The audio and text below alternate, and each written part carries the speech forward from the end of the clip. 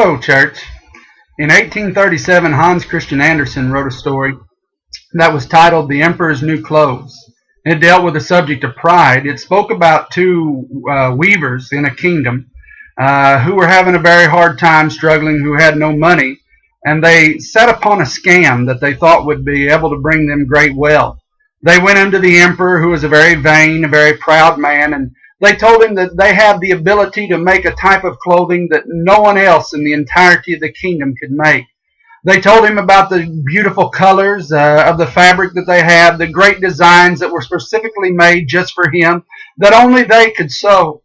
And the other thing that they told him was it was a very special type of cloth that would be invisible to all the people that were dumb or were not worthy to see the type of fabric that it was. And so the king immediately decided, this emperor, that he must have this clothing and that he must have it for himself and himself alone. And he told them, take all the money you need, take the time that you need, and make these clothing the most beautiful that you can make it.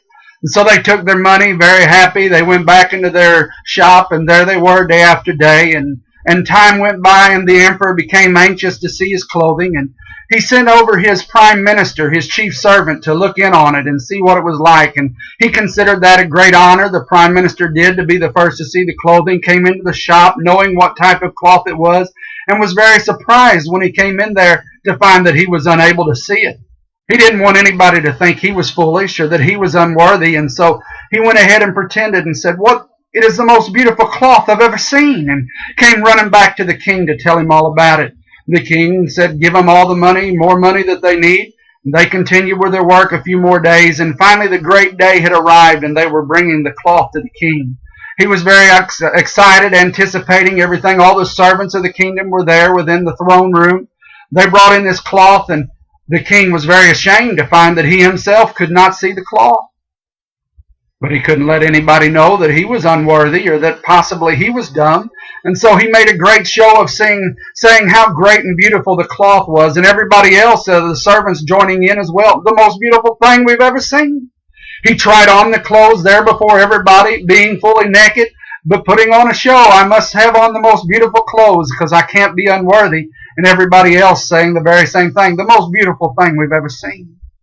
And so he made a great parade and was going to show the whole kingdom how great of a king he was, that only he could have this type of clothing. And he's marching before the people, and everybody seeing a naked emperor, but saying, we can't let anybody else know that we're dumb or we're unworthy. And so everybody's shouting, it's beautiful, it's amazing.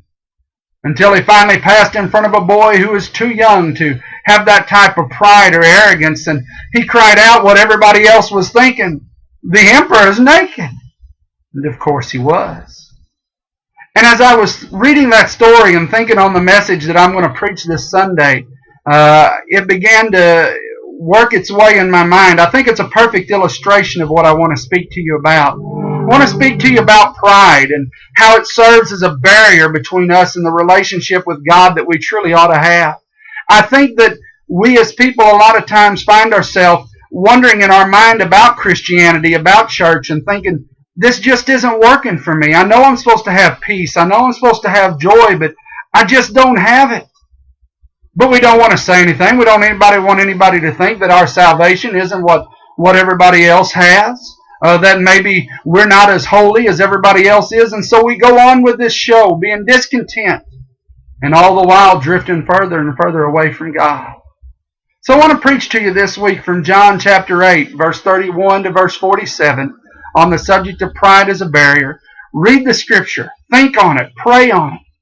Let's come together Sunday morning and see if God can't give us some victory over this barrier in our life, and we might truly have the joy and the peace that He has promised unto us, a new life.